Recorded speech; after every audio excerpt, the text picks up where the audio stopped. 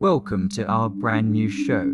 If you want to give us the opportunity to be with you every night presenting different interesting horror stories, please subscribe to join our show. Today's story is The House with Red Door. There was a legend in Hillsbury, deep in the woods, past the broken bridge and the creek that never froze, stood a forgotten house. No one knew who built it, or how long it had been there.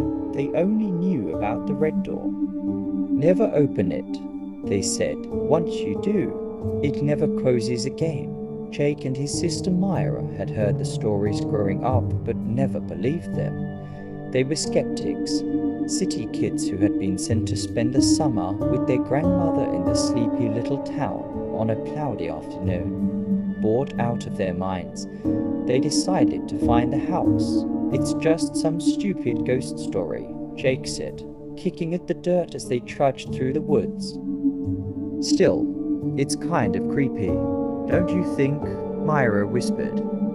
Clutching her jacket tightly, after hours of searching they found it. The house was smaller than they'd imagined, with rotting wooden walls and a sagging roof, but the door was pristine, bright red like fresh blood, as if someone had painted it yesterday.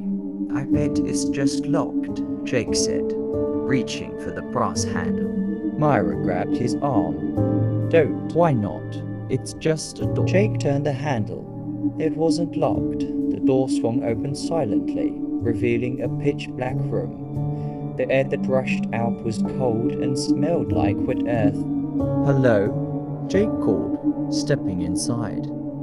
Myra hesitated, but followed him. The floor creaked under their feet, and the darkness swallowed their flashlight beams.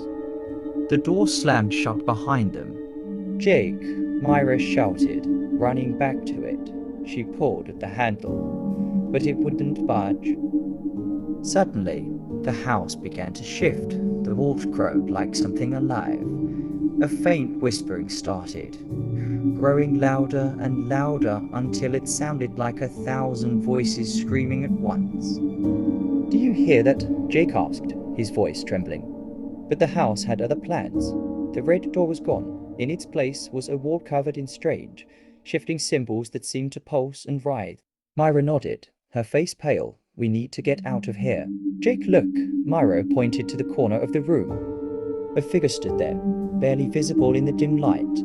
It was tall, impossibly tall, with arms that stretched almost to the floor and a head that tilted at an unnatural angle. Its face was featureless, except for a wide, toothless mouth that stretched into a silent scream. But the house had other plans.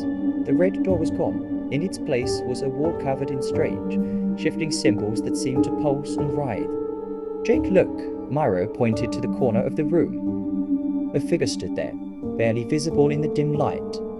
It was tall, impossibly tall, with arms that stretched almost to the floor and a head that tilted at an unnatural angle.